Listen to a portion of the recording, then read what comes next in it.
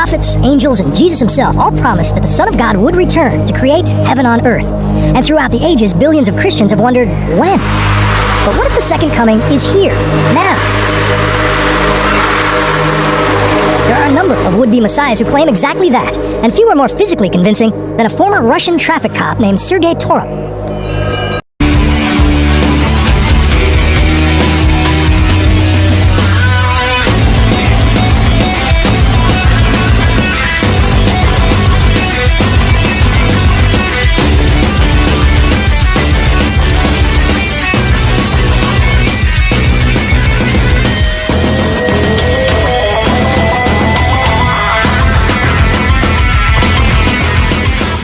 Let's take a closer look at what happened in Gaza, where numerous individuals witnessed a figure that looked unmistakably like Jesus Christ. This wasn't just a fleeting glimpse.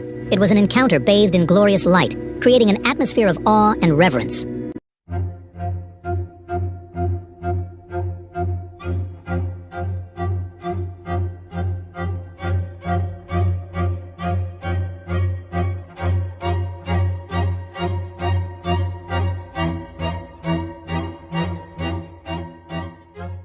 Imagine a typical evening in Gaza, the sun dipping below the horizon, casting long shadows across the city.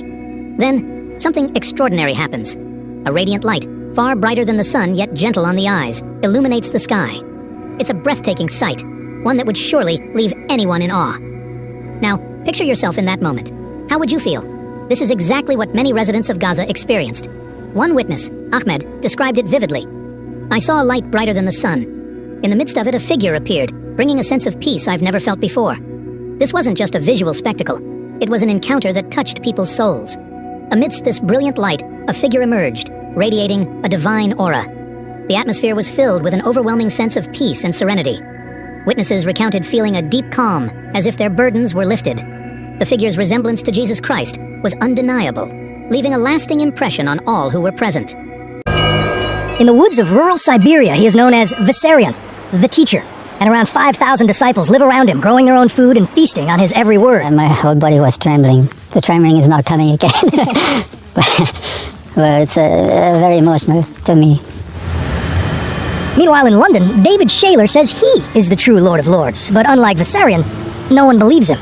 That doesn't bother me, because I was chosen by God. The former British intelligence agent says his body was filled with the Spirit of Jesus in 2007, a conviction which intensifies on a visit to Jerusalem. We're in the Church Holy Sepulchre, and this behind me is supposed to be the tomb of Christ. Well, I'm Christ, I'm not in the tomb, I'm not dead yet. But with no support, he lives in a squatter's camp outside London. My agreement with Jesus, I don't ask for money off people. If you're the Messiah, you shouldn't be asking for money, you should have faith that God will look after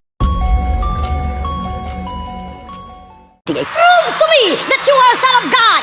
But that is not a sentiment shared by Pastor Apollo Quibeloy, the most successful of the world's self-labeled saviors. The official coming of the Son of God was in April 13, 2005. He was an obscure evangelist from the rural Philippines until 2005, when he announced that God had appointed him Christ on earth. His reward for a pure life. Sinful thoughts, anger, lust, any of those things. You don't experience those on a daily basis? As a human being? Yes. I have already overcome all of those.